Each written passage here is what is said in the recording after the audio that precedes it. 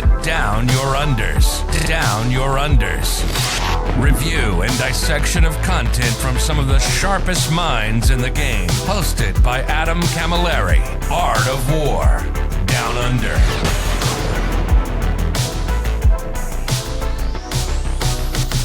Hello ladies and gentlemen, and welcome back to another of our 9th edition retrospectives. I am doing a bunch of these, probably 5, maybe even 6 of these will be done when it's all said and told. And I think I'll just be releasing them over the coming weeks in drips and drabs. But I am joined by two of my most favouriteest of lads who have essentially come into their own in their own ways in this edition. I thought it was very poignant and very important to get them together for your listening pleasure. They are both of the Stats Check crew, and maybe that's got a part to play in their meteoric rises. But I'm joined by the wonderful Anthony Vanella, or Tony V, as you may know him on this show, and Inez Wilson. Hello, boys. Adam, thanks for having us. Hello, sir. How you doing? Before we get into the weeds, you should probably plug yourselves and tell everybody about your things. I'm sure everyone already knows, but it can't hurt. Ennis can go first. He's more important. He Sure. runs Super. So I'm just a team sport. Cool. Anthony and I are 2/7 now of StatCheck, which is our network / content feed / podcast / coaching service / a bunch of other things, whatever Jeremy and Cliff have decided to put hats on that day. You can find us at stat-check.com or on YouTube at StatCheck. We do all sorts of things, but we mostly do our weekly show where we're covering everything that we can about the 40k tournament scene, meta, all the cool stuff, all the stuff that you'd expect from a show that's talking about 40k. We try to inject as much as we can of our personalities into there because the most important thing to remember about 40k is that despite the fact that some of us are quite good at it, we're all still just idiots. And we consider that to be the shining glory, or at least I do. I don't know about the rest of the team. Maybe they have slightly higher feelings on it than I do. That's the long and short. Love it. And I'm also a big fan and a patron of yours as well. So get over there and support them as you will. Let us jump into this retrospective review. Anthony, I know you've only played, 2 editions of this game? I very technically played the tail end of 8th. The first 2 tournaments that I played were 8th edition tournaments, and then that and the world shut down for a little bit. Fair the freak enough. So you are going to be, it's going to be interesting to get your perspectives on this, because this is exclusively the only full edition you've ever played of the game.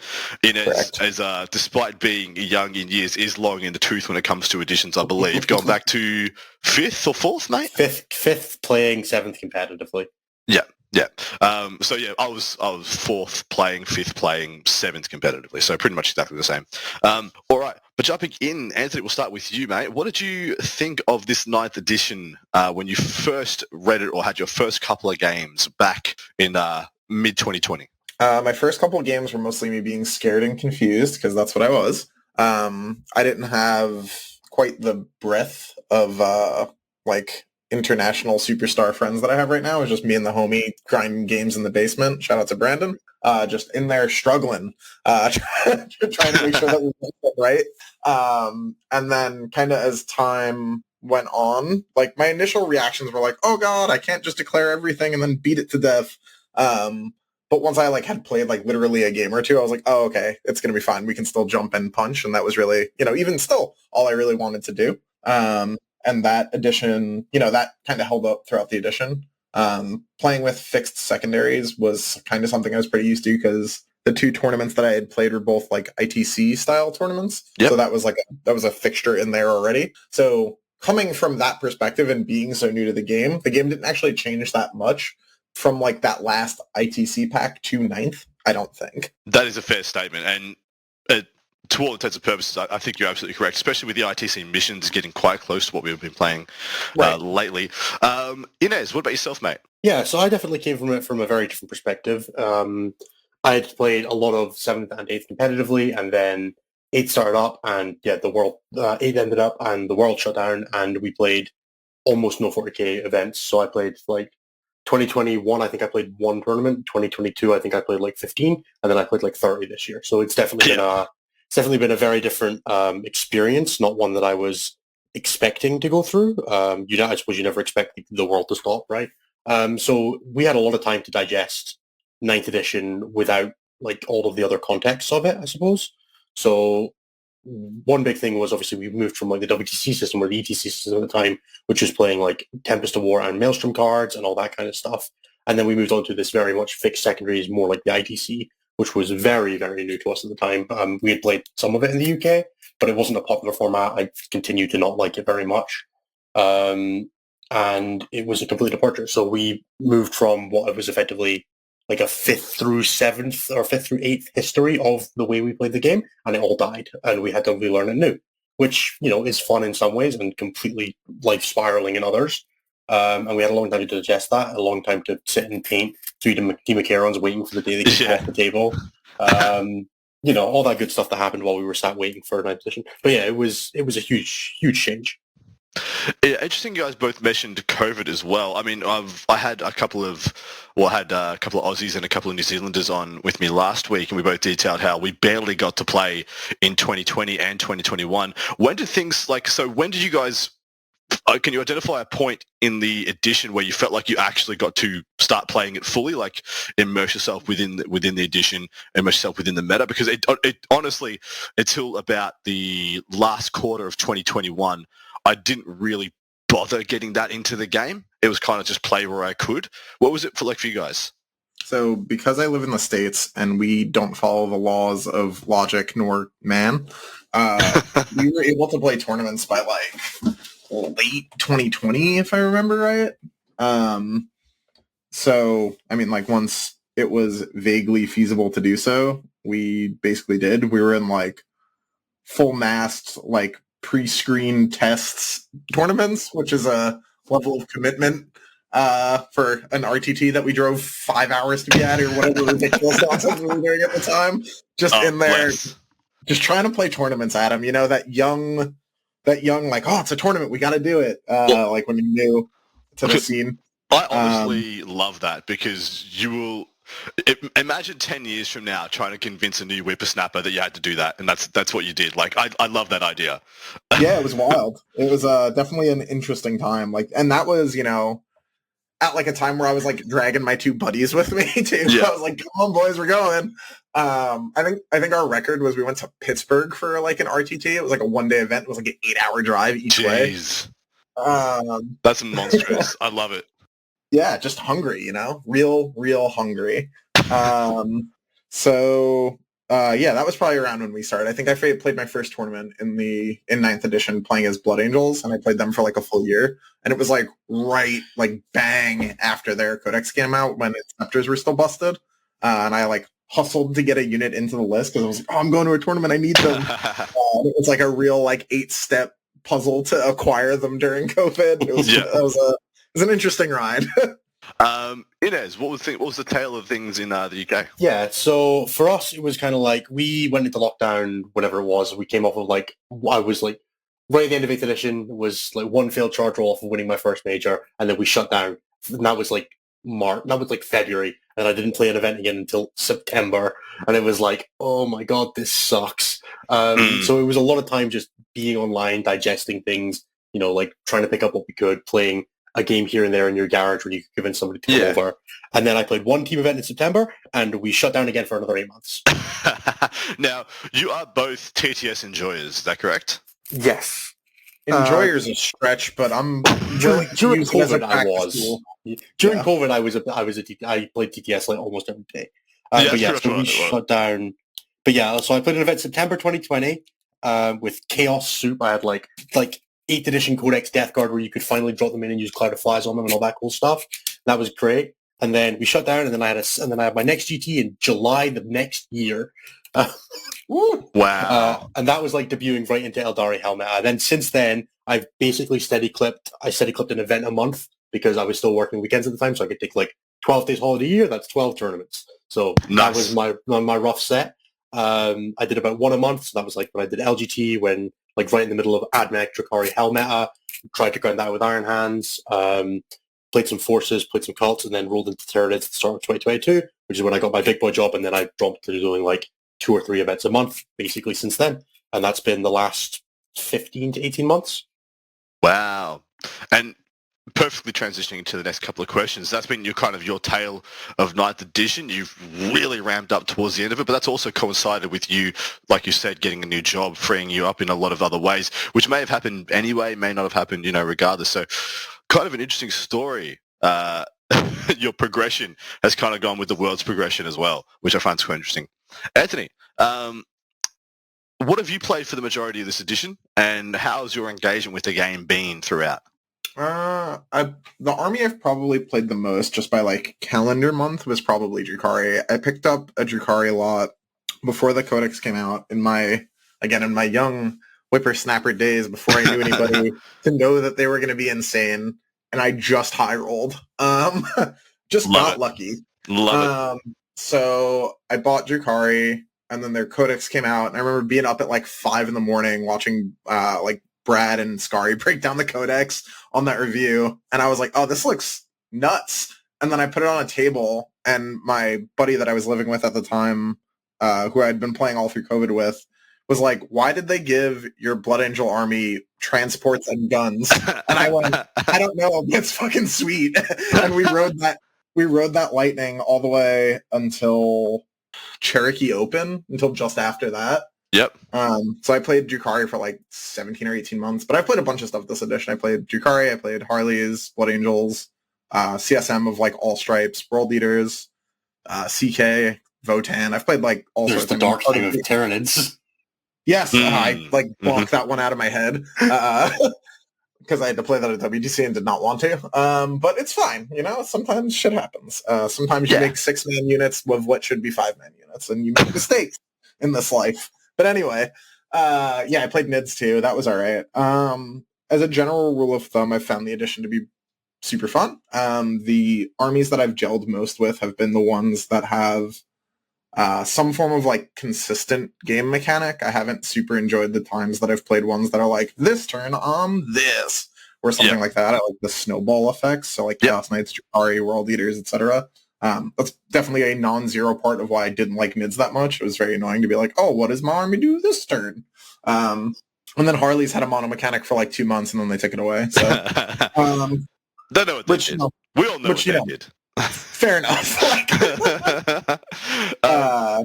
But yeah, jumping down to the rest of these, we'll start with you, Inez.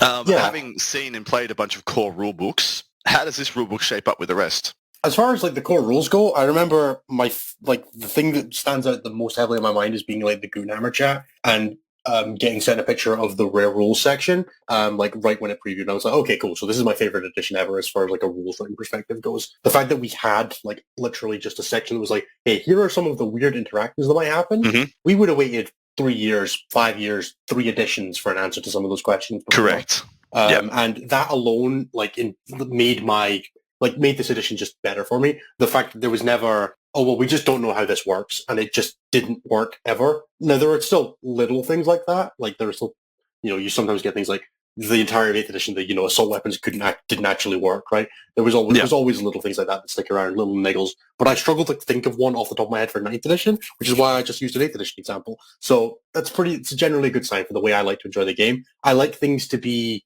answerable, even if they're not answered. Like, I don't mind when there's a strongest army as long as there's responses. I don't mind when there's a bad mechanic as long as there's counterplay. But it's when there's nothing or nothing changes that it bugs me. And 5th, 6th, 7th, 8th all had that. I left during 6th edition because I just hated that edition so much because there were just so many stupid interactions from like the way things were written. And 9th edition cleared up so much of that in a way that just made me enjoy the game so much more. Agreed. I love that rare rule section because it just showed, hey, here's some forethought. Proof like, hey, this is gonna come out. Proof we thought about this a little bit and that you will need to think about this at some point. And the fact that it got updated as codexes and books and things came out, even if one of them did require a flowchart in the bloody Fight First FAQ. But do you know what? I'm glad we had the flowchart. Exactly right. Well, in 8th edition we had was the designer's commentary was the closest thing that we had to that, and that was a bit of its own mess. And that came out like 2 years into 8th edition as well. We just didn't have that for a while. Because it used to be like you could double fight with Gene Stealers into something, and because they were both at the end of the phase, you could sequence it so that your opponent's attack back happened before you piled into them, so they never got to hit you. And just stuff like that was never enjoyable to try and like explain to your opponent. I hated that bit. It was like I was okay doing it to someone who knew about it, but like if that was the way your army won games and your opponent didn't know that was the way you won games, it just sucked. And the fact that stuff like that is gone is just a net benefit. Totally agree. Anthony, seeing as you've only had this core rulebook, essentially, we're going to skip you, but you can start with the next one. What was your overall opinion of the balanced data slate and chapter-approved system of balance for 9th edition? How well do you think they did as well? First of all, I can reach out and touch my 8th edition rulebook from where I'm sitting. Thank you very much. Second of all, I think that was crucial to the game, honestly. I come to 40K from like digital games where patch balancing patches, there we go, is super important. Yep.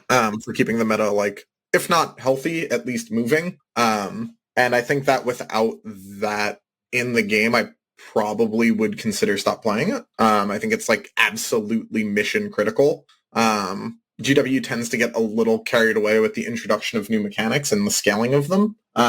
So the ability to have something that you can go in after the fact and be like, yes, that was very cool, but maybe a little too cool for the game. Maybe let's wind that in a couple steps. Basically, if you just look backwards through the armies that I've played through the edition, you can see like a trail of mangled bodies next to them. And that is why we need those balance updates. Those are super important. Fair.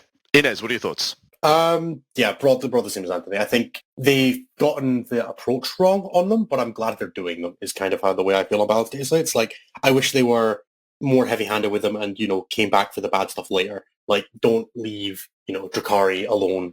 Don't, give them a buff and a nerf. Just nerf them. Figure out, deal with the wreckage later. I don't love the approach they've taken. The fact that they're doing them is amazing.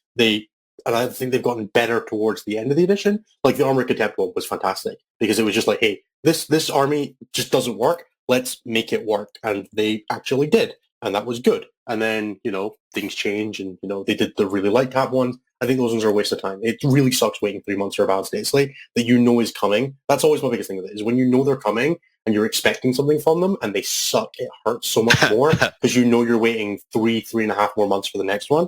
And that bit I don't love. But, they're never going to get it perfect. They're never going to get it perfect first try either.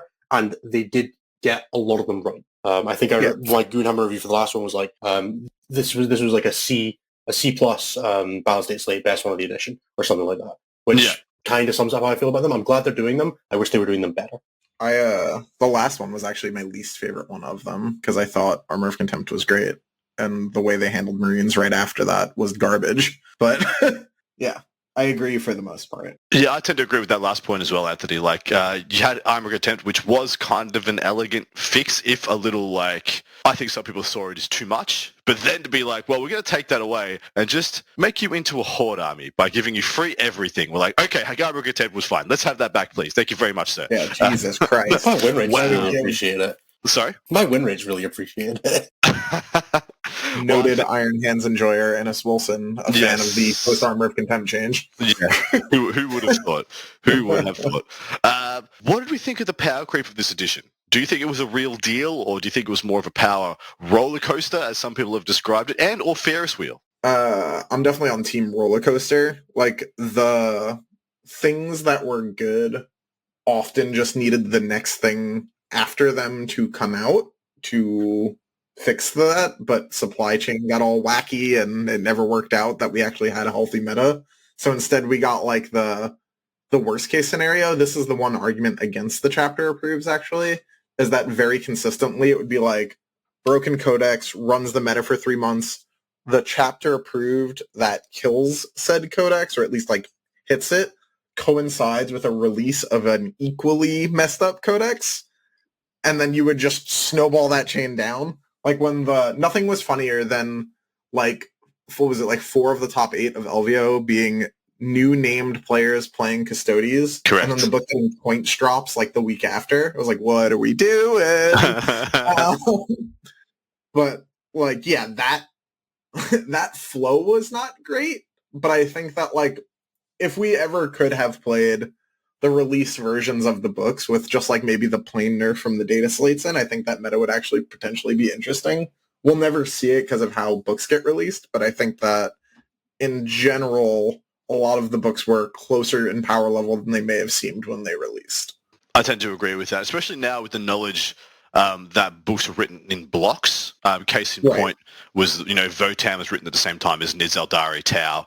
Custodes, they all seem like they would fit together very well in a meta and kind of keep each other being each other's checks and balances and whatnot. Maybe Void Weavers would still need a nerf in that environment, but apart from that, like, knock the top off Nids and that's not too bad, right? Yeah, I don't know. I don't want to be the Death Guard player in that environment. Yeah, I mean, you don't want to be it's those 5 guys just like 60% win rate against the rest of the world, and then kind of rock papering each other out. Always the problem with this kind of like data sheet like power creep thing is that only so many things in the codex are actually going to be powerful. I know Nids was like a generalized exception to that because that data sheet was just like, as Anthony says, 1 stat level too high and 4 stats on every unit in the codex. But broadly, when you have a high power level meta, it centralizes options because you can only play the things that can keep pace with the high level stuff. I generally prefer lower power level metas because the meta is flatter. You can get away with a few more 90% units, a few more 90% armies because they're good enough at things. They could, maybe they have mission play. Maybe they have an interesting dynamic at the top metas. When you have centralized power like the Tyranny Codex, the Votann Codex, the Drukhari Codex, you can only play the options that are the best into that, which means you get very centralized, very boring metas very quickly. Now, the fact that maybe, the next book down the line maybe fixes that just means it shoots harder, right? Like, that's not actually a fix. That's just saying, hey, yeah, sure, Drukhari aren't going to have a 75% win rate forever because they actually lose every game to AdMech. But what does AdMech do to everything down the line from Drukhari? That's part of the problem too. So, yeah, it's cool that things are written in blocks, but they needed to have more consideration if they're going to do the drip from 20 schedule of having things come out. And I'm hoping with the 10th edition index system that it won't, but it could be addressed. I don't know that. I think the power creep system is bad because, especially when you look at something like Release AdMech basically currently exists in the game right now. Like, you can almost just play them, like maybe less through the plane things, and that army is nowhere. And I don't think that's a good thing. And it was a freaking juggernaut. Like, it was the best, arguably the best or equal best army in the game upon release with Drukhari, like hanging 10. And it's just so wild, isn't it? That is just, it doesn't even touch the sides now. It's crazy to think. In saying that, like, this was probably my biggest criticism of the Balanced Data Slate chapter approved system. They always seem to be punitive. They never seem to be like, okay, well, if all the books that are coming out are busted, rather than nerfing all of them, let's just, like, buff T-Suns. Well, they did. They changed the Board of the Witches category. Oh, dude, I mean, I know. I know that was a real buff, and you know that was a real buff, but the masses, mate, they just don't get it. No, it's fine. But you know what I mean? Like, there was not much proactive about them. They just seemed to be always... I was always happy with the nerf side of things. Like, I think they could have gone harder on some of the nerfs, but the buffs should have been bigger and more frequent, especially for the smaller patches. The wild one is that stuff like Death Guard got buffed for like 3 balance states consistently, got to almost okay, and then they dropped like 3 more codexes that outstripped them and never touched them again. And it was like, well, you've not gone...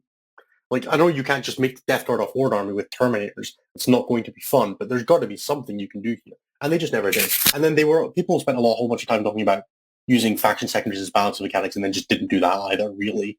Well, they did for some and not for others. They did for ones that worked out great. Necrons and Orcs seem to be the 2 that they managed to do successfully. And then there's like they either didn't try or couldn't figure it out for anybody else. I feel like they didn't really turn the corner on Orcs until they got the law change. Like, their secondaries were pretty good, but it didn't matter until they got that last bit of power boost, and then Orcs have been very good since. Yeah, that's fair. I made a gross sweeping statement about 9th edition a couple of weeks ago that seems to... some people agree with it, some people don't. So, ergo, it's a good talking point.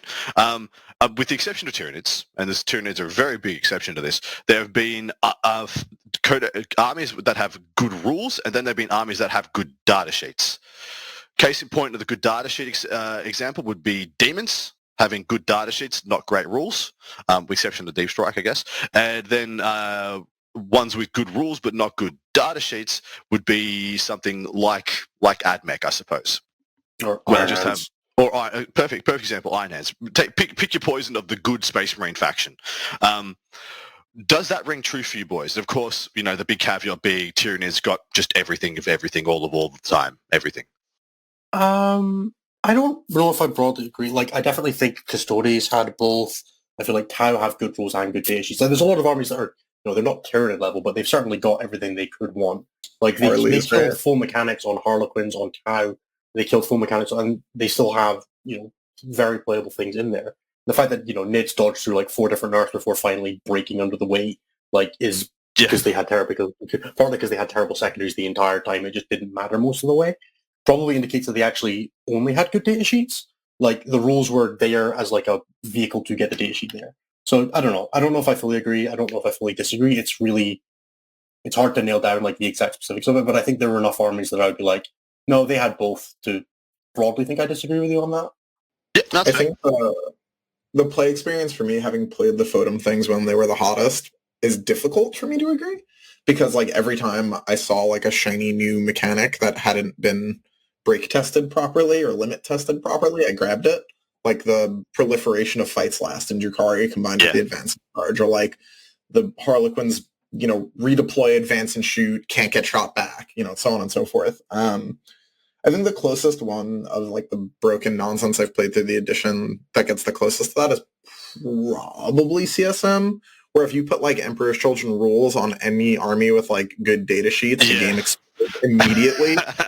But because it was a bunch of chaos data sheets, it was fine. Yeah, you're correct. Like, it was really strong, but like, it didn't explode the game. Whereas if you hand like Tyranid data sheets, those Emperor's Children strats, the game ends. Question for you, Anthony. So maybe the exception is World Eaters. Apart from World Eaters, do any of the CSM factions have a good data sheet? Like a single good data sheet?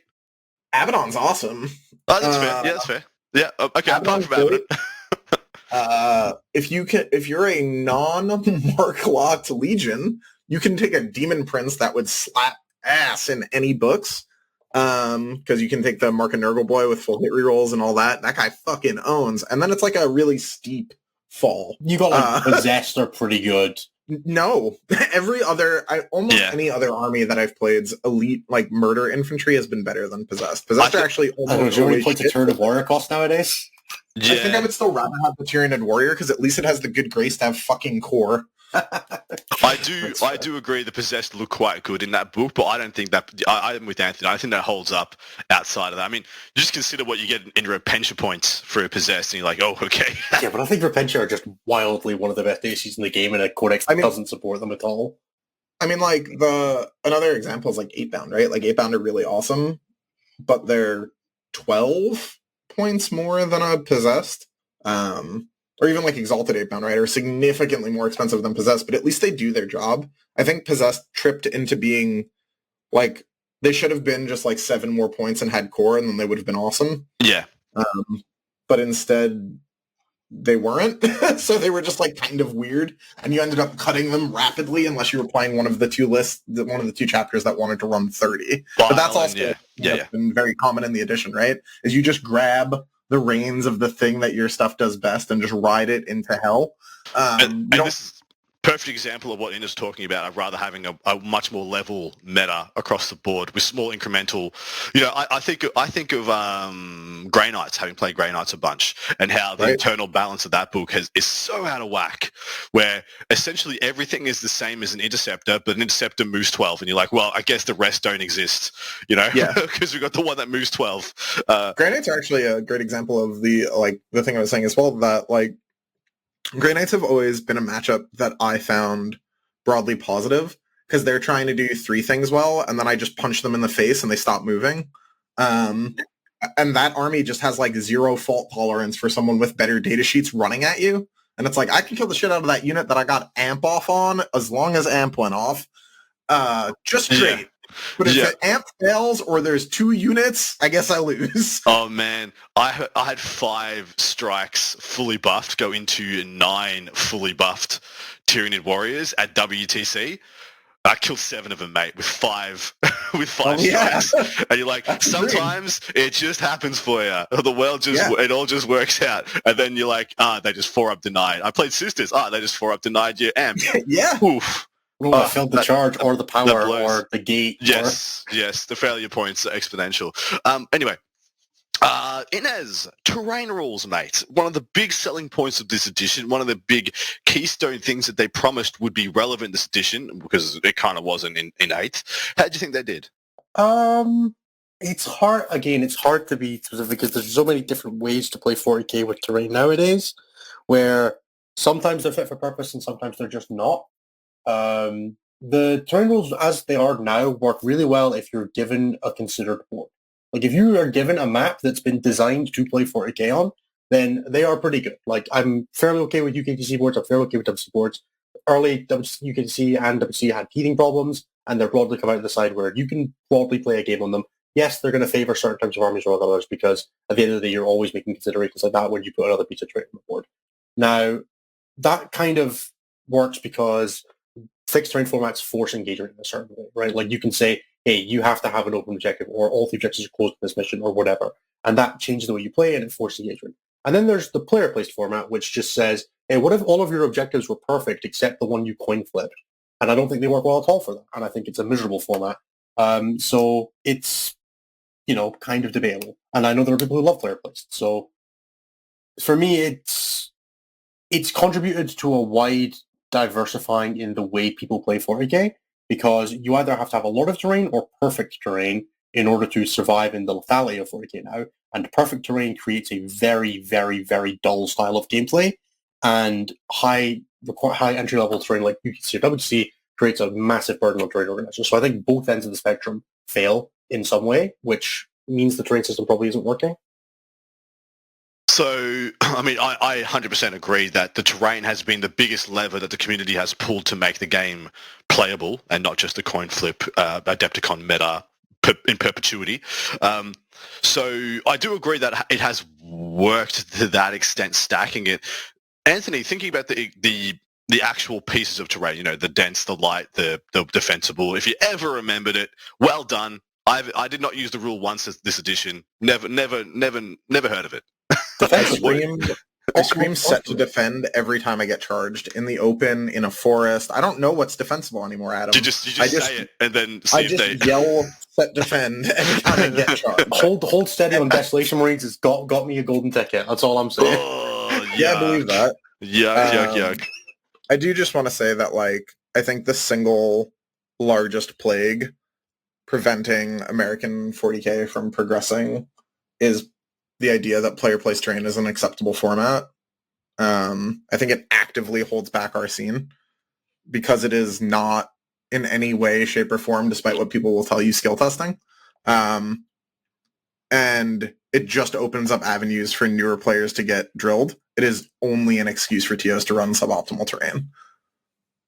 I genuinely think it has been So when it first came out, I personally don't love it. I think it has been, and I thought when it first came out, it was going to be a stopgap towards why should we try and figure out what, because there's a bunch of GW events coming up. GW's going to tell us what tournament event stuff should be. Told us to use a really crap terrain format too, and everyone went, exactly right. Might be better than that. Yeah, I thought we were just going to be in a holding pattern trying to figure out how many pieces we need, the community coalesces into a solution, and then we run with that solution. Never happened. And I do have to say, while I have played on player-placed terrain, I played 2 events on player-placed terrain in the States, and yeah, you're absolutely right. I don't hate it with as much vitriol as you do. I do not. I think it is the worst of the terrain formats we currently have going, as a personal preference, WTC being the best by far. But even then, they ain't designed for singles. But they work on singles because I play enough on them that, most of the people I play enough on them that it's not too much of a detriment. But I can see them being a big enough downside for a new player as well. The only issue is 3 reps in on the same WTC table usually figure out that, hey, they're going to switch to this angle and I need to be ready for it, that kind of stuff. I think it's better to give players a fixed thing that they can learn to get better at. Correct. Rather than pretending that it's okay that you have a ruin and because you placed it, it's enough to hide behind. And so my last thing is that I never liked how the goalpost seems to change with player-placed terrain from different table to different table because all the tables usually had different sets or different pieces on them. If it was uniform, if every table across an entire event had the same pieces, then 100% it is a trainable skill that you can get good at, can get better at, can practice at home ad nauseum if you wanted to get better at it. The fact that there's, and I'm talking about a lot of FLG events here, the fact that there's sometimes 6, 7, 8 different tables alive in the environment at the same time makes it really hard for a lot of new players to really perfect or get better. Yeah. The line I always like for LVO, I played on more ruins every single game of day 2 LVO than I played in my full 3 games on day 1. Every table I played on day 2 had more ruins than my full 3 games on day 1. It's like, that's wild. How is that even remotely a tournament environment? And look, I'm not going to be overly critical of FLG. I wanted them to do more with that format. I thought they could get even better at what they were doing.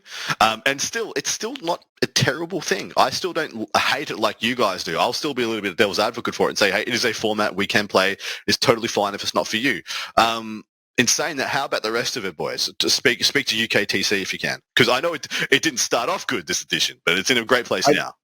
I do want to say, like, this isn't even it's actually less about FLG than it is the knock-on effects it has on other organizers, because I think it can create difficulty transitioning out of player placed as well. It's like this, like, weird poisoned fruit where, like, once you're in, you're like, no, it's fine, and then, like, you go to play something else. It's just, like, it creates problems that go, like, well past FLG's issue. I take less issue with FLG using it because they're a giant tournament organizer with a million sets of terrain. That, like, I understand where you're coming from, man. Business is business. Money is money. But it's more annoying at, like, the smaller level when, like, a small store that's, like, accidentally turns a bunch of people off competitive because the terrain isn't good. But anyway, the UKTC I only played on once. And it was once, right? Coventry, yes. I was like, I haven't been back there. It was awesome. It was great. It was nice to have the layouts put to what it is. It is interesting in that one upside of it, even though that it is easier, like shooting is just more powerful on UKTC than it is on most other layouts. It does make range of your weapons matter, which it usually doesn't in most other layouts, most of the time outside of WTC.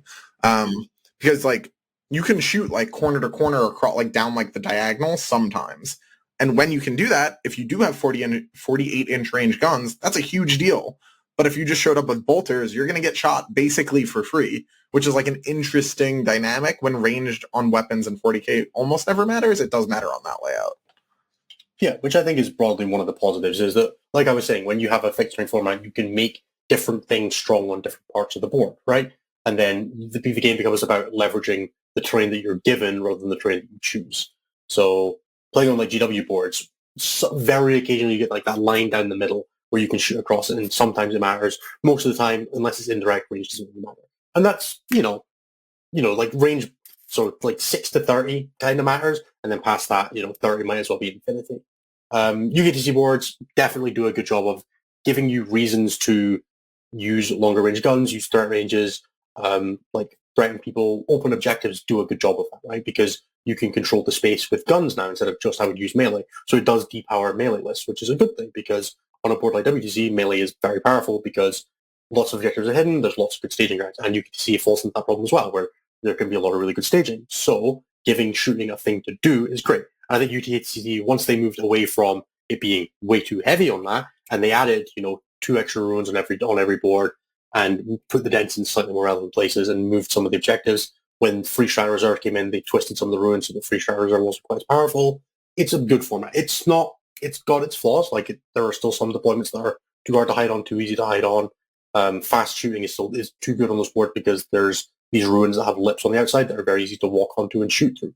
But with like an 18-inch move unit, you can jump from your safety to your opponent's safety and remove it, which I think is problematic. But it's a smaller issue than, range back past 24 is irrelevant for me.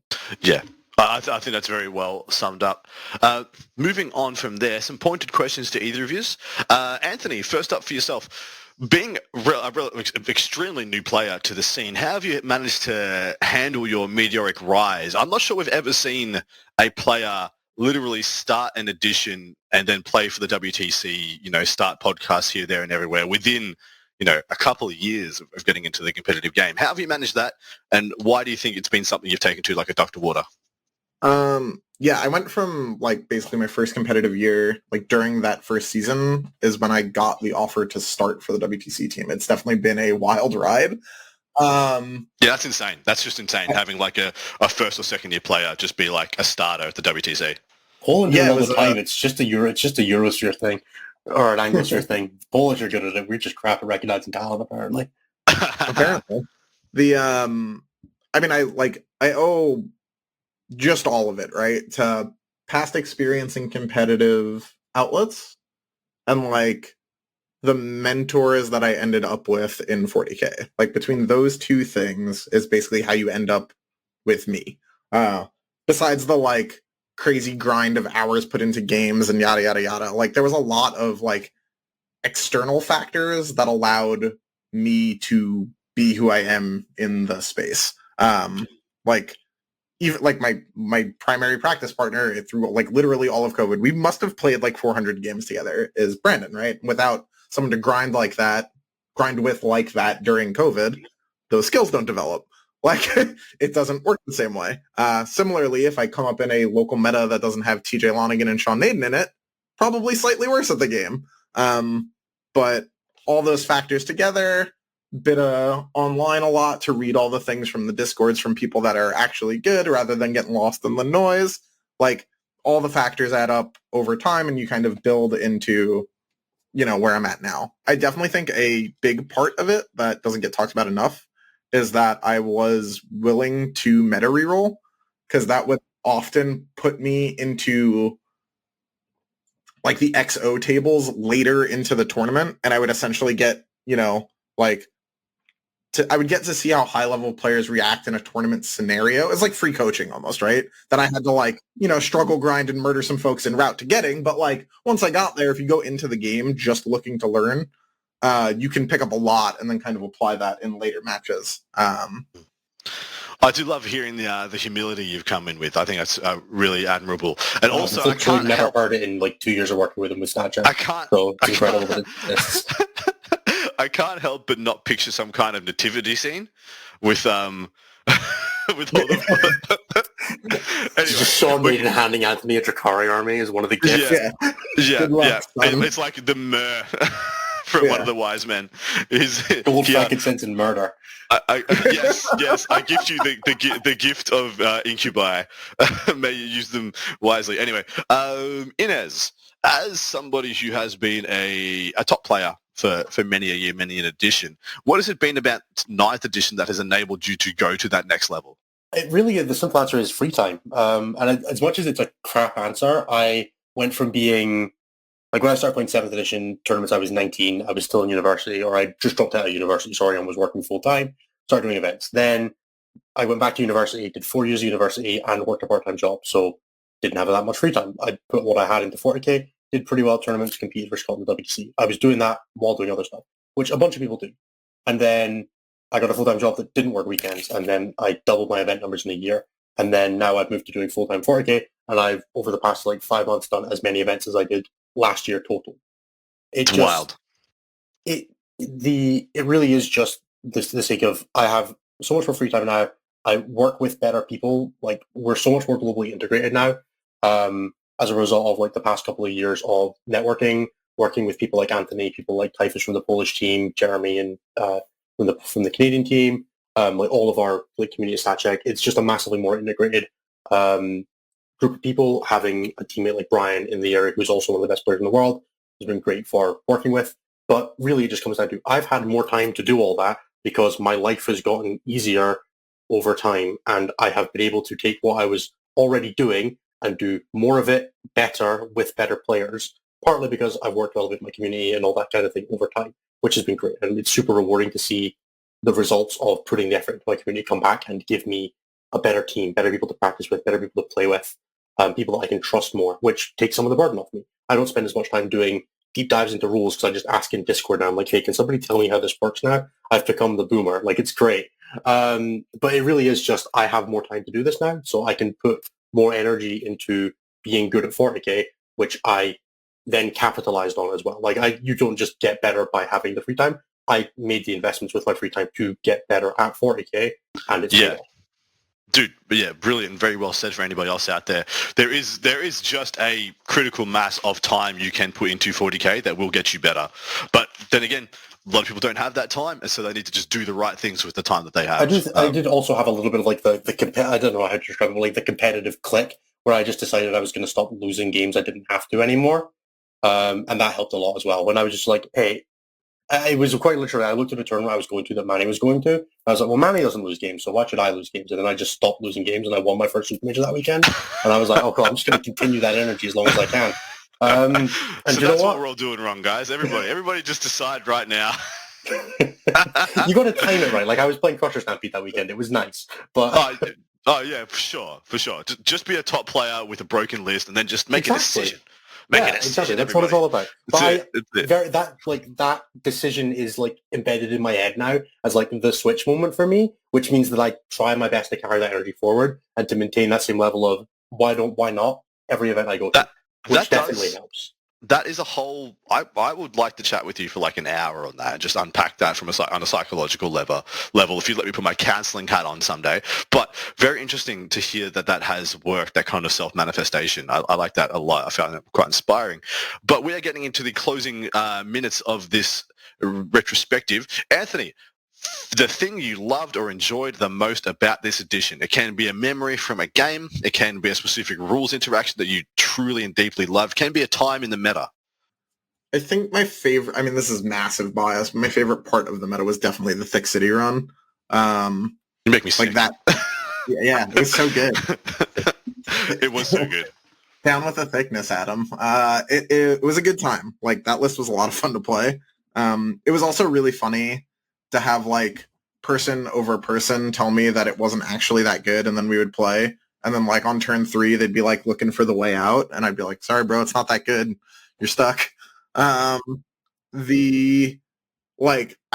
miss a lot of the parts of Drukhari that have never kind of been replicated again in other codexes, like the setting up the surround and having the go turn and like all that stuff, like never really like cults, bro. I mean, yeah, sure, but then I have to think just way too much. There's no world I ever play cults. Like the ability to not just play aggressively. Ironically, like even though I'm playing World Leaders now, it's probably the least aggressive I've played all edition, which is like deep pain for different reasons. But yeah, I think my favorite time in like the window was probably that like lead up to that LVO. The LVO itself, like the run that I had to get into the top 8, like that window of time was probably the best. Like the best like individual event I've been to was the WTC for reasons that everyone in this chat is familiar with. But like in terms of like me enjoying the 40K and like the rest of it, like if I take out the rest of it for a second, it's definitely that like LVO run is probably the run, right?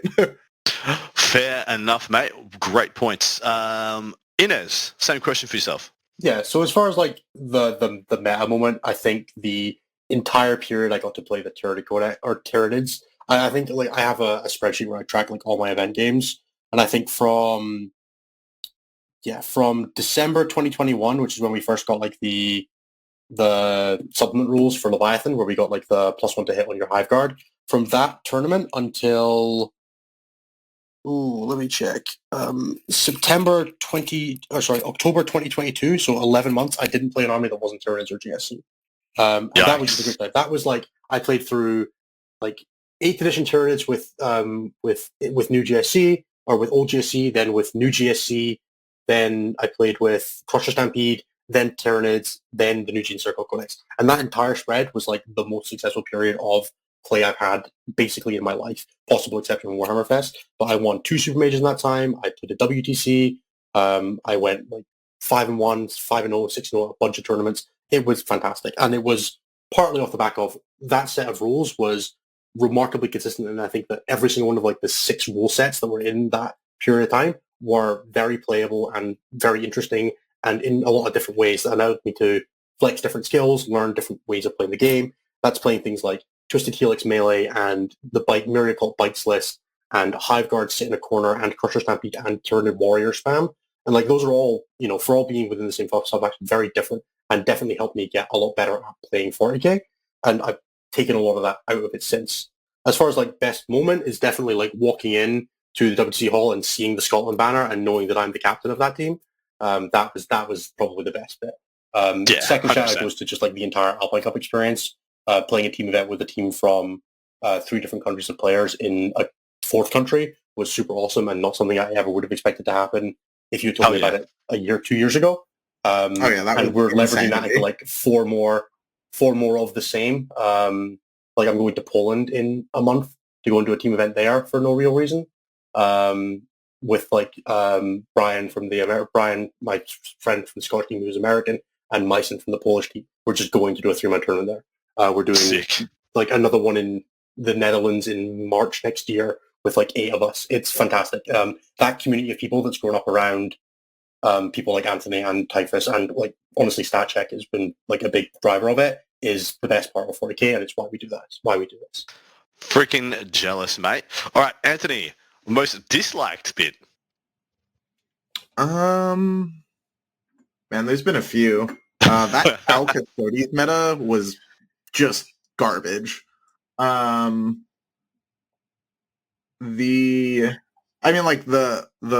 darkness moment for me will always be Cherokee. Like that event was just like the most struggle.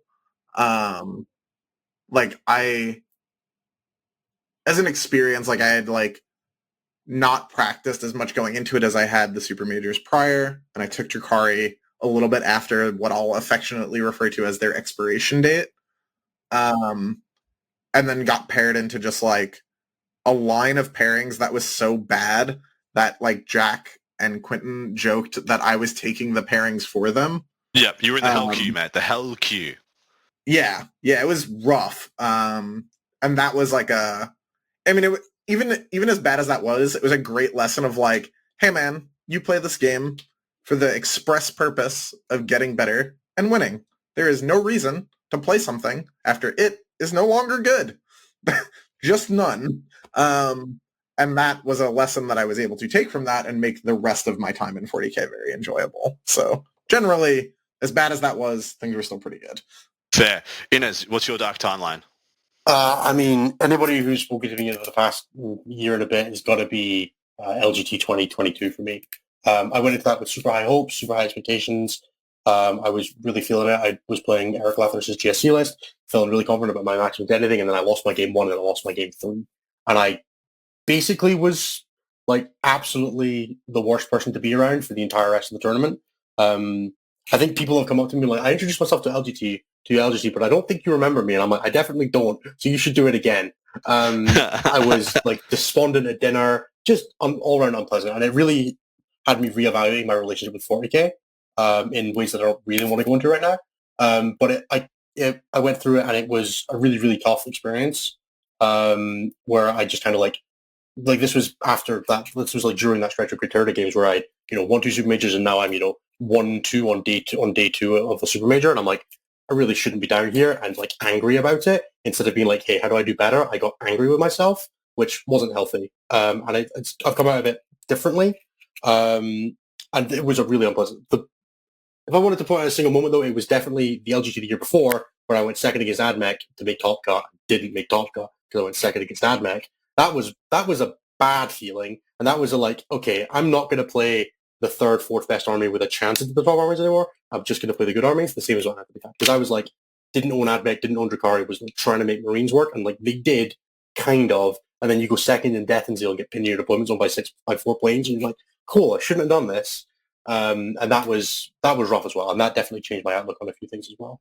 Fair enough. All right, for the last thing we're going to do before we sign off, gents, we are going to, and I'm probably going to lean on Inez a little bit more than Anthony here, we're going to rank 9th edition up with the other editions of the game that we have played. Now, I've done this with, there'll be the 3rd group of individuals that I'm doing this with. So, Inez, take it away, mate. How does it rank with all the editions that you've enjoyed? All right, so as far as, I don't know, what are my criteria here, or do I get to make them up? You make them up. Yep. Okay, it's the best edition I've ever played for my gameplay sense. It is more balanced generally. There are, isolated incidents. More balanced generally, more enjoyable in a lot of ways. So in a lot of ways, it's first. In terms of creativity and in terms of like raw enjoyability of like the gameplay loop, I think it's probably worse than a bunch of them. So for me personally, 7th edition will always be the edition I enjoyed the most because it was buck wild. You could do almost anything and you could make the wildest stuff work through the sheer ridiculous level of stuff you could do in that edition, which for me always just has it ranking first. It was also my first competitive edition, so there's a lot of nostalgia there. So 7th for me is first, 9th probably then goes in second, and then 8th, 5th, 6th for me, I guess. I didn't really play 6th or 5th competitively, but I did not enjoy 6th. I left the game during it, and 8th was a lot of the problems of 9th edition, but in a slower to respond way, in a way that wasn't as fun, and in a way that wasn't as creative. Yep.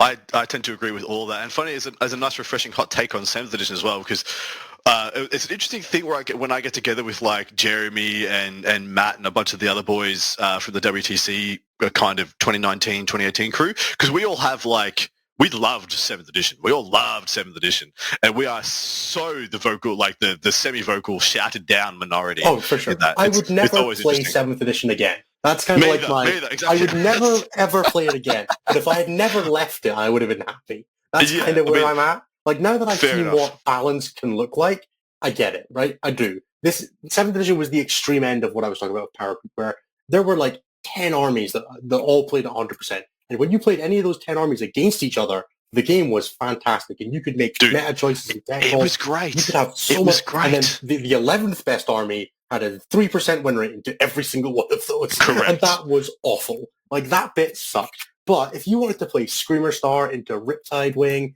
into triple Wraith Knights or Yanari, like, those were all super cool games. But not for person 11. No, agreed. Kind of sucks.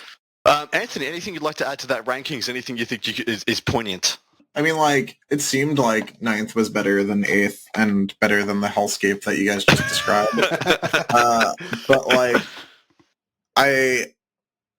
to the point that I, like, get shit for it, I'm willing to put up a bet that doesn't involve a tattoo for once, that just involves, like, money to a charity, that 9th will be looked back on better than 10th. If you're game, Adam. Okay, yeah, I'm down. Because I've got the feeling that we're going to look back at 9th as the edition where the dice didn't matter. Because everything just killed everything. Nothing. Cool, you can see me. I'll pick up my models now. Like, is that a bad thing? I think it is. I think it absolutely is. I'm much more in the camp of Inez, where I want everything to have a little bit of nuance, a little bit of interplay, rather than like, ha, I can see you, you're it, and by it I mean dead. And I felt like there was plenty of nuance in 9th. Like, there was I got to do lots of stuff. Yeah, like, that's fair. There was nuance in 9th, right? Like, there are a non-zero amount of, like, I mean, players. I only said the dice didn't matter. I didn't say the rest of the game didn't matter. I just said the dice. Right, but that's what I'm saying.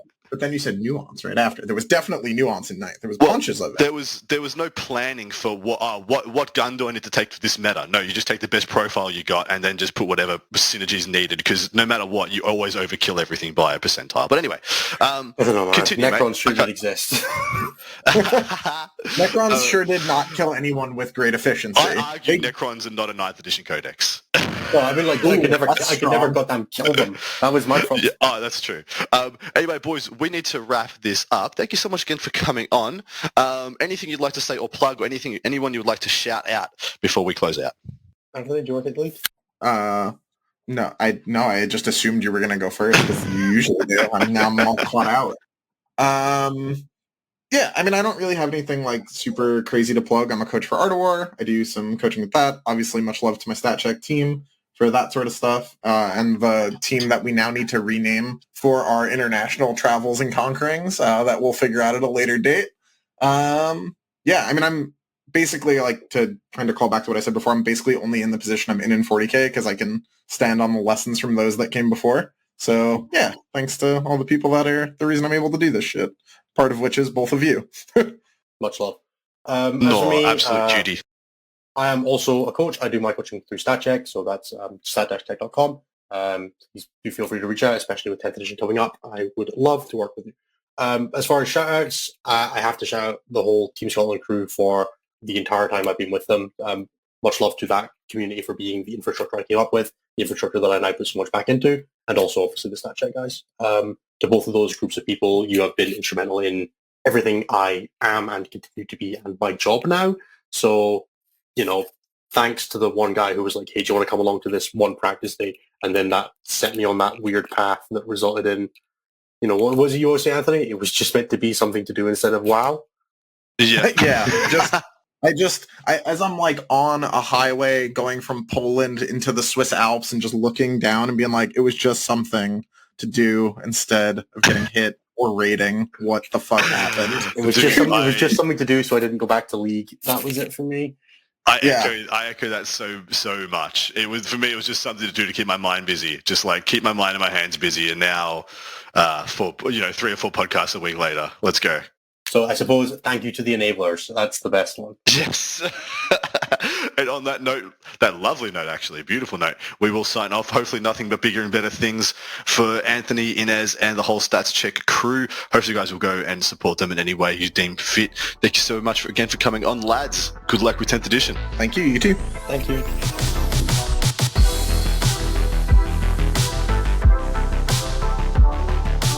Hello, ladies and gentlemen, and welcome back to this second segment for part 1 this week. Closing out this whole freaking edition, I'm joined by one of my most favourites of people.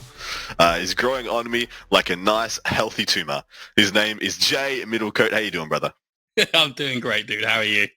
Pretty good. You're from Mohawk Minitatures. Yeah, tell us a little bit about this. You're one of the very few, very elite few who have managed to make a full-time living out of paint streaming. It's quite an exciting thing. Yeah, that's pretty much it. I stream currently now. We're back down to 5 days a week. After finishing off with John from the Art of War US side of things, teaching him how to paint for a bit. But I stream. I paint for commission. Occasionally, very rarely, I paint for myself, but that is few and far between the days where I can say I did that. Yeah. That's basically what I do. There you go. Paint toy soldiers is how I describe it. I either paint them for myself, somebody else, or for a giveaway. How exciting! Now you are joining us, but not only because you are a professional, level content creator, personality person in the the wargaming sphere, but also because you are the current head judge for the WTC. Yeah. That is correct, yeah. I'm really proud of that as well. I attended last year as a judge, and obviously did not enough things wrong to be asked to come back and do this as the man in charge, or at least the man to blame. We'll go with that. Exactly right. That you are now the new scapegoat. Congratulations, sir. Everybody standing ovation for Jay. But I wanted you here because of those two dualities and capacities, because you have this ability to speak to this edition from a very unique perspective. The perspective of somebody who not only has played it and enjoyed it as a full-time content creator and personality, but also somebody who has had to adjudicate it at the highest level. And I think that is a very unique perspective, one that I wanted to capture. I will let everybody know that I am quite sick at the time of recording this, so I do apologise if my voice is not up to scratch, because it is quite scratchy. But I hope you enjoy. I wasn't going to make that joke, but clearly you've set the bar on how low humour can go. We're about to go lower. So me and Jay and I, so Jay is, like I said, his name is Middlecote, surname, and they're in the run sheet for the Thursday show now, Warhammer Minitatures. The middle of the show where we do all the stats breakdown is called the Juicy Middle. For whatever reason, you two are now synonymous. Every time I do the run sheet, I think, ooh, Juicy Middlecote. And that is now your nickname in my head, mate. It is now headcanon that you either have an alter ego called Juicy, where maybe you're a stage rapper, or... well, you've just told everyone what my OnlyFans is, so I'll get some free advertising from that. Juicy J. Juicy J. I want it on the back of your WTC ref shirt now. The Juicy one, Jay Middlecote. Let's go. That's true. That's fair. You got to stay on brand, mate. But this could be how like a lot of the popular YouTubers do a second YouTube channel. I don't have enough subs on my primary channel for that. Well, you're not gonna if you don't diversify, mate. Yeah, it's a different audience entirely. I'm not entirely certain the people that be interested in Juicy J and the people that collect toy soldiers. I'm not sure that Venn diagram interacts very much.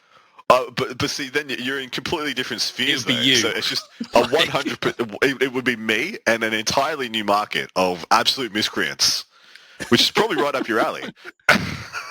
Pretty much, mate. I mean, I stream on Twitch, which is at times very interesting. So you get all kinds on there. It's good. Yeah, you have to be wide open to the full acceptance of our community, which I think is only a good thing. Yeah. To that end, though, like I say at times, enough with the foreplay. Let's get down to biz.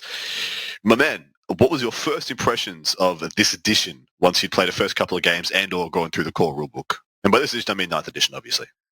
I was just going to clarify, but yeah, okay. That it was basically an upgraded 8th. That was my first sort of thoughts of 9th. Sat down with the rulebook, read the whole thing, cover to cover, and my initial thought was, I'm really glad this isn't a pamphlet like we got for 8th. I am someone that likes the rules to be written out so there's no real ambiguity, and we can talk about that if you want, but there's been a fair amount of it in 9th here and there. So when we went from 8th, which was 6 sheets of A4 perhaps, to 9th, which was a 50 odd page rulebook, 60 page rulebook, something like that, that outlined what terrain was, because in 8th it was either a hill or a building, and if it was neither of those two things, it didn't really count at all.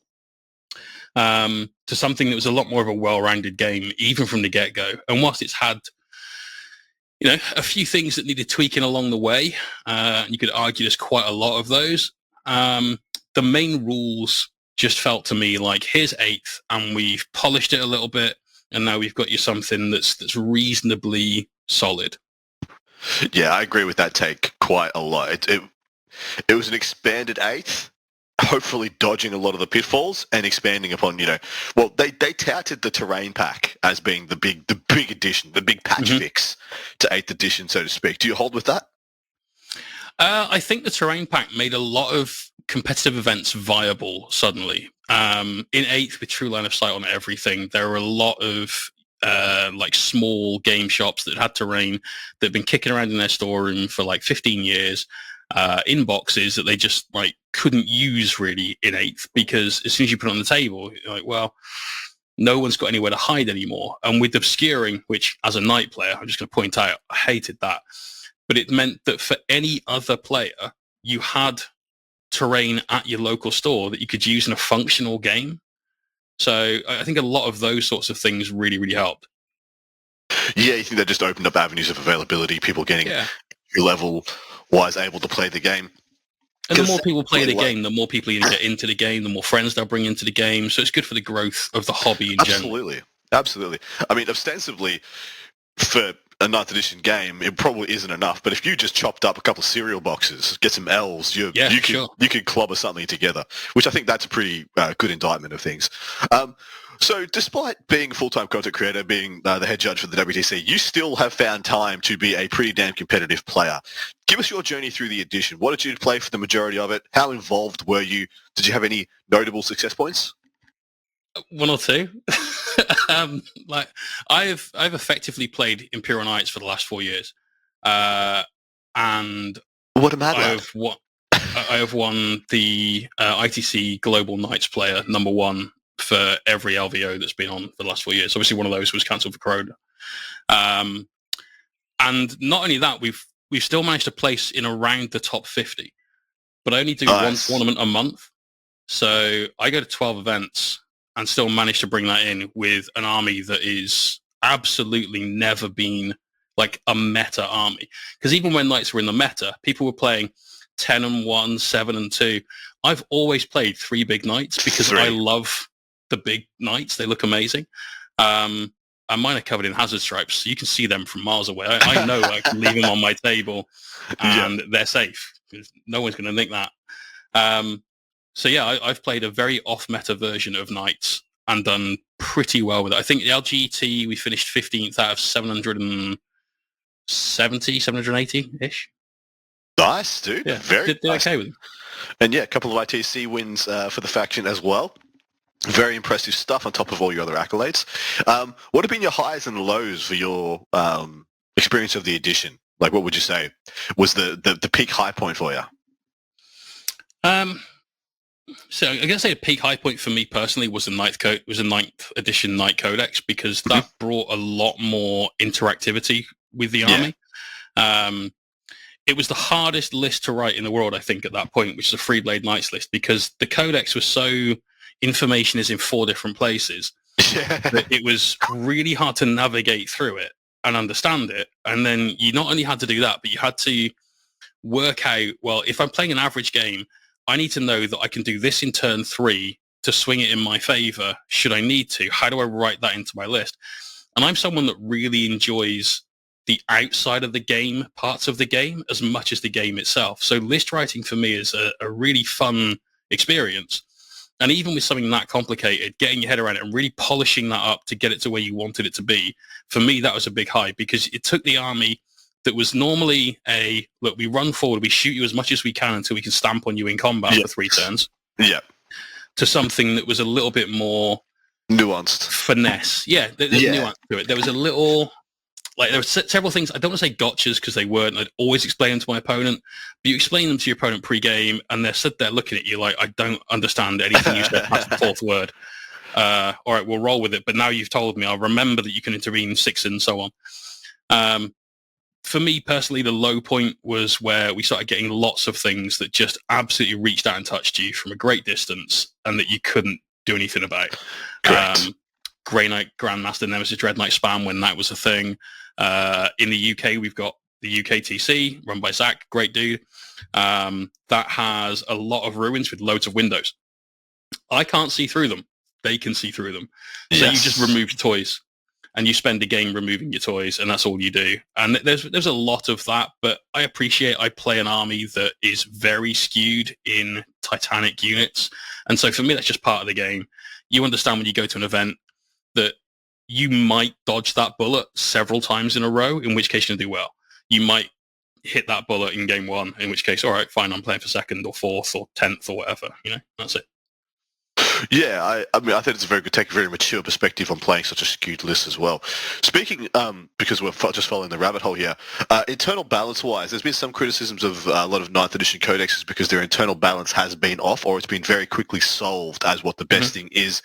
Chuck out the rest, nothing else applies. I think a very good example of that is the Imperial Knight Codex, which I think would have been a more fun book if the Free Blade Lance didn't exist, because there actually would have been options in the book rather than just, here is your Free Blade Lance, sir. Congratulations on your purchase of a Free Blade Lance with this book, because that's all you're going to play. How do you feel about that statement? I think it's mostly accurate, but there's lots of things there that I'm not going to say are 100% true. A friend of mine, Lewis, he is a great dude. He looks like the Milky Bar Kid, so constantly give him grief for that. He went all the way through the last year of 9th playing double Valiant and absolutely crucifying people. And I put the Valiant down as one of the worst units in the Codex by a million miles. And then there's people like me who are playing 3 Knights. There's a lot of people like Jackson from your side of the world played 2 Knights. There's a lot of people who went 10 and 1. So there was lots of builds that did well, but you either had to be someone that had so many reps, you knew everything there was to know about the army to be able to play a skewed style, or just insanely lucky, or some weird combination of the two.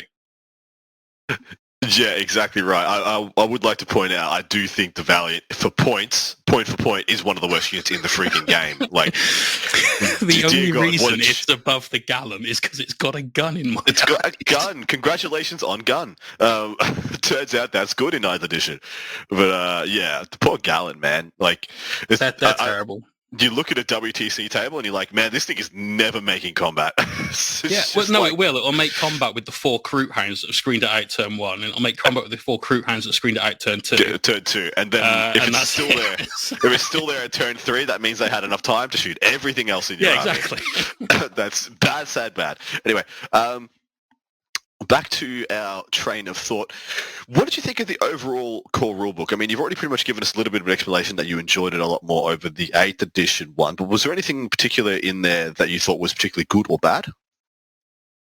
I'm going to sort of take this away from the core rulebook a little bit and just dive into the FAQs, because, like we said earlier on, the rulebook had lots of things that were not particularly brilliantly worded at times, and there wasn't as many as people like to make out. There's enough, don't get me wrong, but it's not like the game's garbage by any stretch of imagination. Yeah. And there's a lot of internet rage about that sort of thing frequently. So just to draw a line to that, it ain't that bad. Internet rage in our community, sir. How dare you? It's so disparaging. I might have seen it today.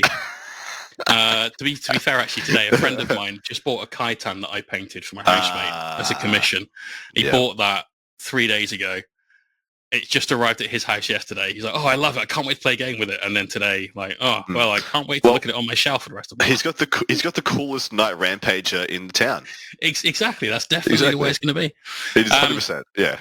But yeah, with the FAQs, we've seen a lot of stuff that GW have put into that. A lot of thought, a lot of effort has gone into it.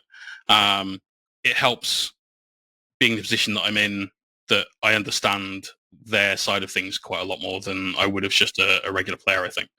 But having a very dedicated group of people sorting those things out again and again and again, I think it's great. The balanced data slate, I think, is the best thing to have happened to 9th edition.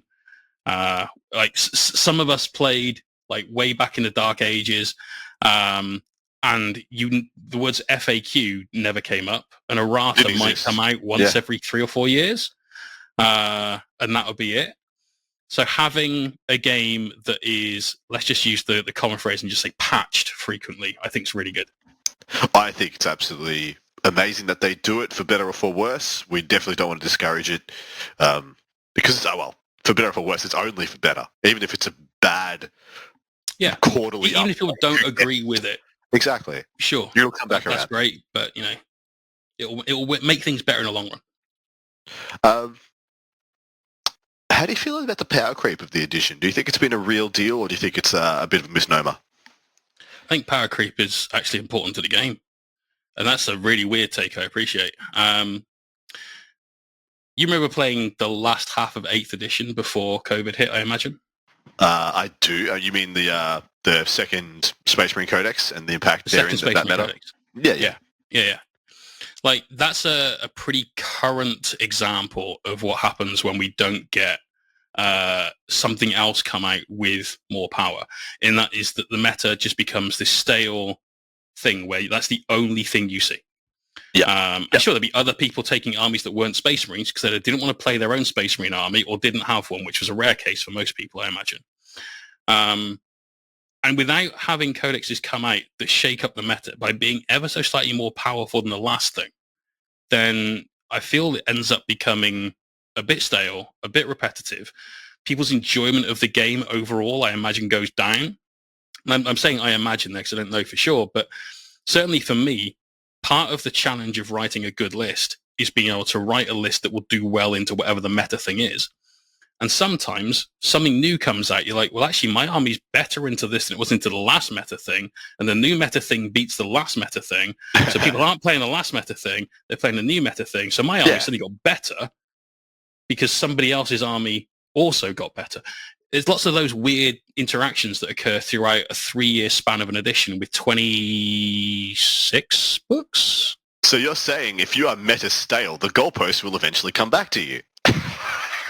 Yeah, and the other thing to remember that is that your codex, as it's sort of its power wanes, maybe it's getting a little old or whatever, don't start selling the army on. Like, keep hold of that, buy up a few more units that are in the current codex but a little bit on the rubbish side, because what normally happens when a new edition or a new book comes out is GW readdresses the balance of power in that book and goes, listen, no one was buying these units because they were terrible.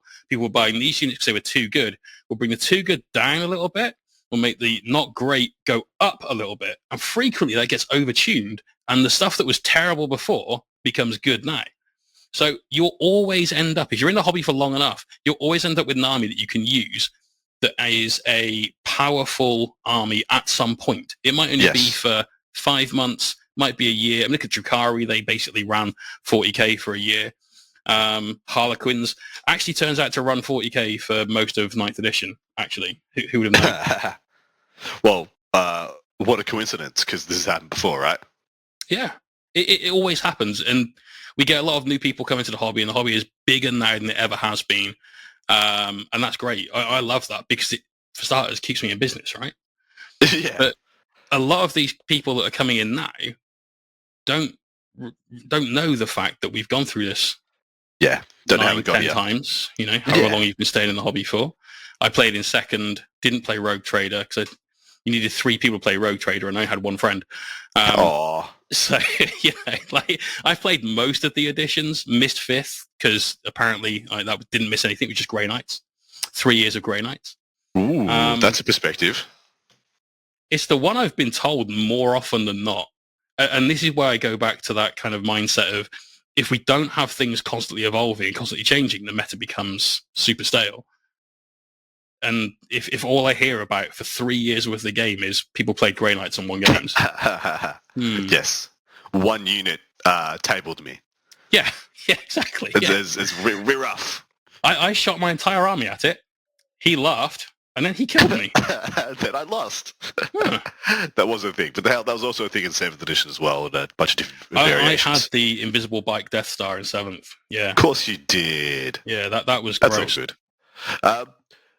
All right, so putting on the WTC hat, was 9th edition the first edition that you had to be a judge or adjudicator in? I'll say yes, because for a major event, yeah, it was.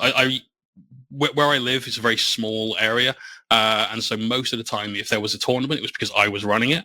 But we're looking at like 1 day, 3 games. We wouldn't even have known to call it an RTT, to be honest. So yes, 9th was the first that I did anything involving being an official at a properly recognised event. Okay. How hard was it to adjudicate, in your opinion?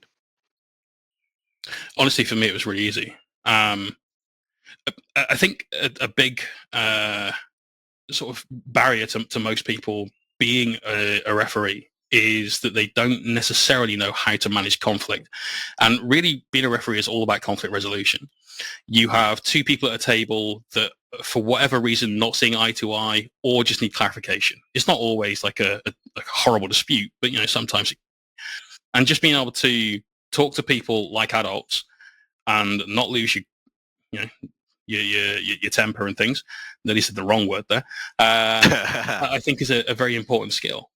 Now, I've been around the block a time or 2. Got a lot of grey in my beard.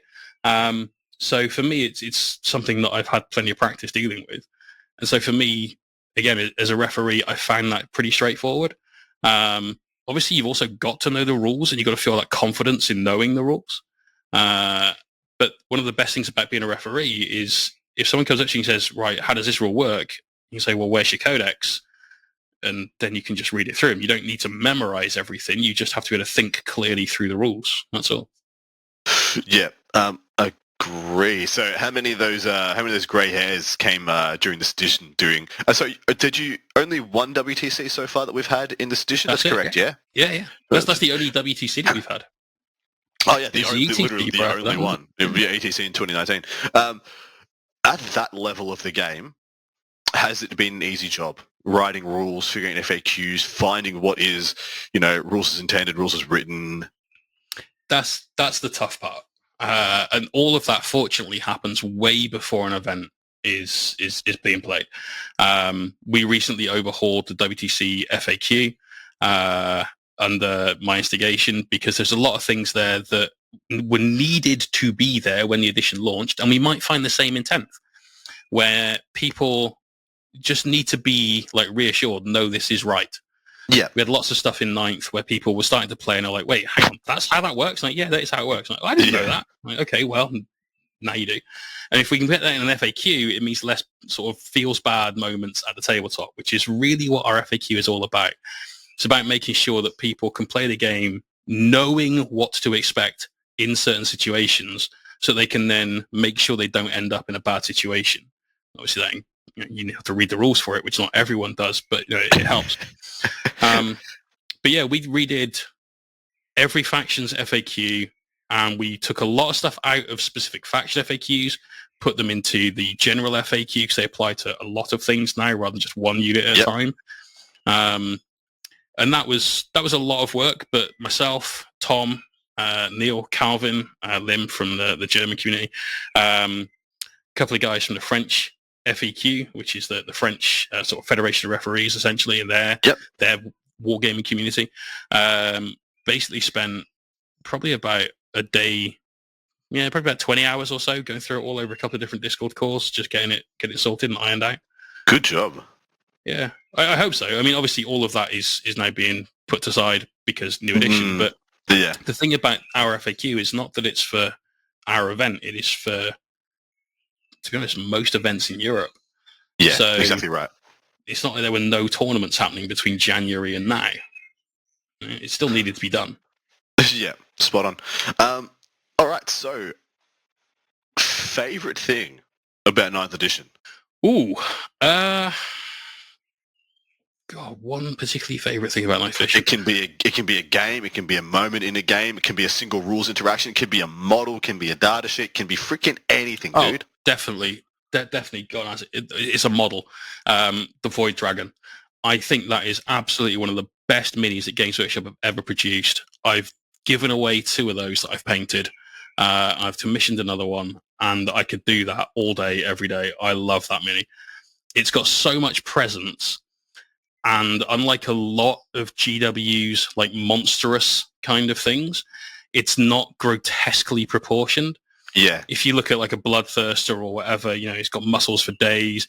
The Void Dragon is this kind of athletic, almost tennis player looking dude floating around on a pillar of energy with great big, almost sort of somewhat mythical, somewhat technological looking wings. I love it. That thing's absolutely immense. I think it's incredible. I love the difference of texture you get as a painter when I look at it as like, how am I going to paint this thing? I'm like, oh wow, there's actually so many different textures for me to play with and mess around with. And just think of an effect, like a skill, an effect, a little quirk that you can't use on that model. Like, I mean, OSL glowing, non-metallic metals, freehand, exactly. The world is your oyster. That's a great call. I like that. Most disliked thing about the edition. Again, for me personally, it's got to be obscuring. I can get in the bin. Obscuring? Yeah, I hated that. Tell us why. It basically, for certain armies, just presents it feels bad. Like, sure, you play Imperial Guard, you want to bring your Baneblade, that's hard enough to move on a table anyway. Correct. But we're just going to kill it first turn. All right, great, cool. Yeah. You want to be the fun guy, bring in some greater demons. Great, well, I can kill those first turn as well. That for me is limited the amount of things that you can put on a table more than almost anything else in the game by the points limit. Yeah, it's one of the reasons they've had to put wound gating on more models, right? Like Gaz had to have wound gating. Like he'd be paced without it. Dude, he'd be so bad. Like here is half of one Devastator squad. Oh no! Here is just the freaking cherub. Get lucky with one guy with a multi-melter and a cherub, and that's it. Exactly right. Popped 4 multi-melter shots. See you later, guys. Like, it would be so sad, man. But yeah, how do you feel about the lethality of 9th edition? I mean, the WTC has had to, and I believe, create the most nuanced and best map layouts that we've ever seen for a tabletop game ever. But that has been necessary due to how ridiculous at times the meta has been lethality wise. Like, you guys had the task of making it so there is firing lanes, but they're not just automatically there. You got to work for them. But at the same time, there are staging points, there's crevices, there's cracks, there's nuance, there's a lot of depth to these tables. I still think they're the best tables I've ever played on, the WTC boards that we're working with at the moment. They're really cleverly designed. They're extremely cleverly. How do you feel about that, though? The lethality of 9th edition, just how much everything killed each other. Was it a good thing? Was it a bad thing? And the terrain making the game playable as a facet that we have used as a community to make the game playable. Has that been a big deal as well? It's definitely shaped the game a lot. Like, you have to sort of look at your army and go, can I go second? No. All right, then I can't take this army. It's one of those things that's very polarizing, I think. For a lot of people, they like the fact that their guns feel like the guns should be. So for Tau players, and, well, less said, they love the fact that hammerheads are a killing tank, because that's what it is meant to be. When Primaris came out, Space Marines felt like Space Marines. When some of these things came out that made a particular unit, weapon, whatever, a lot more lethal than it is, they felt like that unit, and that's great. But it does really sting at a competitive level, because it invalidates a lot of stuff straight away. I think it's fine. Like, even me with my, you can see my stupid army anywhere on the table. Go for it. Even for that, it's not horrendous. You understand if you're playing an army that is that skewed. You face Votan, you face Tau, you face a good Cracker Adar player. You've probably lost more than you want in the first 2 turns.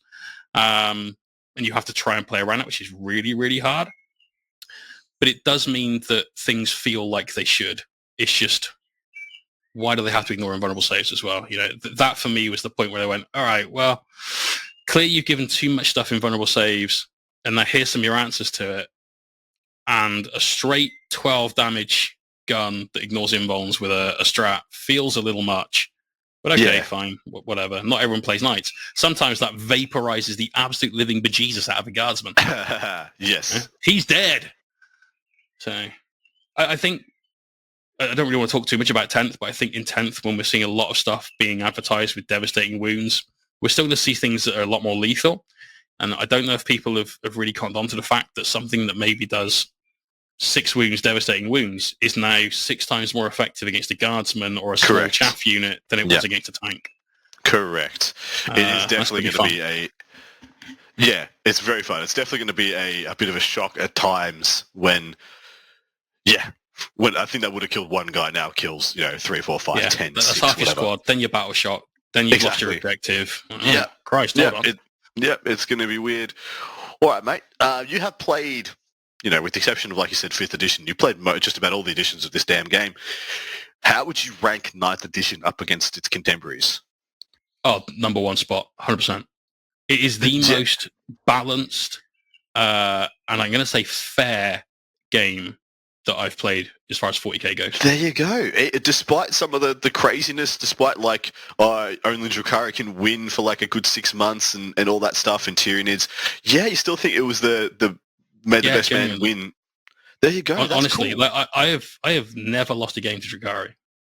And I played all through the Dark Lance spam. I played a friend of mine, Mark, and I didn't find out what Dark Lances did till after the game, because every shot he either missed, fell to wound, or I saved.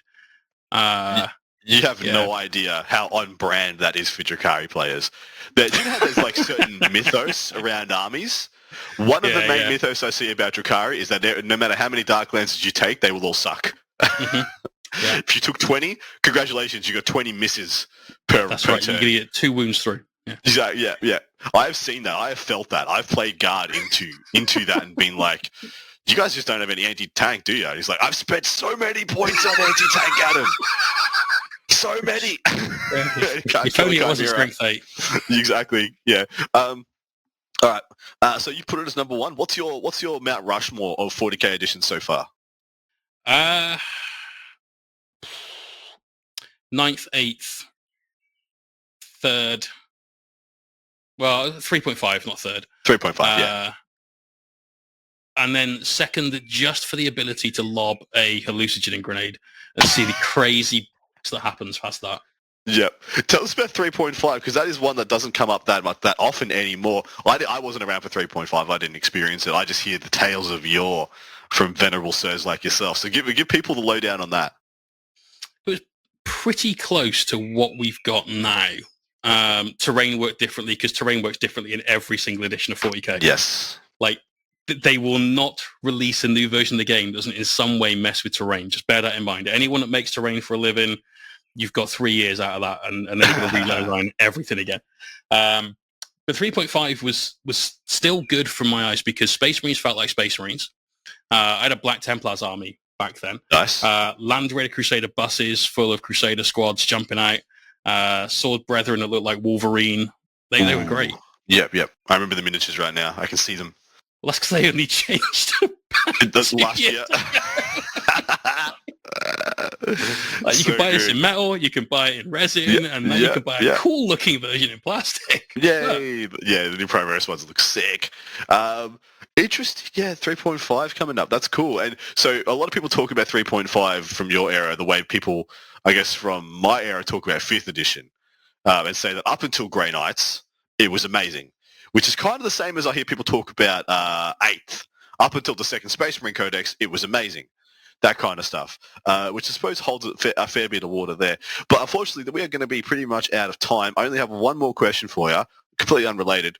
So you've been full-time content creator since 2019, is that correct? No, full-time for the last 2 years. I got made redundant in February of 21 and decided, you know what, I've worked here long enough to have a decent package at the end of it. We'll give it a shot for 3 months. If it goes wrong, we'll get another job. Hasn't gone wrong yet. Touch wood. Nice. There's always tomorrow. Yeah. Dude, exciting. Have you, at any point, you're woken up in the morning and being like, damn, I wish I didn't call them Mohawk Miniatures. I would love a different hairstyle. No. And I've even got a backup for if I need to get rid of the Mohawk. Like, listen, there's two things that gets us all, right? Old age is one of them. We're all going to get old. Most of us are going to lose the ability to do things we could have done or grow things that we could have grown, right? Yep. Hair is going to go. So all I need to do is take one bit of hazard striped tape to stay on brand across the M in my my big sign in the studio and change it to No Hawk Miniatures. Oh, wow. Oh, genius. I've got this covered, man. And then people will be like, what's your thing? I'll be like, well, do you see any hawks? Yeah. On my stream, and they'll be like, no, I don't see any hawks there, Jay. Well, but no Hawk Miniatures, there you go. Well, what a coincidence. It means I can't ever paint Coty as. That's the only downside. Just biting my hand in pain for you. Or, Khan, does Khan? As in White Scars Khan? Yeah, he's got Hawk, yeah. No, the scars are lost here. That's two characters. Yeah, the scars, they're gone. That's it. To be fair, I could never paint a White Scars army. It's not painting white. I painted 7,500 points of white custodies that nearly had me tearing my hair out. Actually, that was horrible. But I've seen too much South Park to be able to seriously paint a White Scars army. You know what I mean, right? Yeah, the episode in question. A lot of awkward undertones there. So on that awkward note, let's wrap this bad boy up. Where can people catch you, Jay, if they want to enjoy some more of your banter, some more of your wonderful personality? Twitch.tv/Mohawk Miniatures. Honestly, if you just search Mohawk Miniatures, like, you'll find me. YouTube, Twitch, Facebook, Instagram, all of the usual places that you'd imagine a business in the 21st century would be, basically. Fan-freaking-tastic. Hopefully you'll go over there and support the Juicy One in his endeavors. If not... That's my OnlyFans. If not, find him over on Juicy J at OnlyFans. Enjoy, my man. Thank you so much for coming on. My pleasure, mate. Take care. Thank you for listening to Art of War Down Under, a content review podcast for Warhammer 40K, hosted by Adam Camilleri, produced by Seamus Ronan. Enjoyed the show? Want your lists reviewed and the content you heard put into practice? Sign up to our Patreon and connect with us online or on Facebook. Just search for Art of War Down Under. Signing out from tomorrow.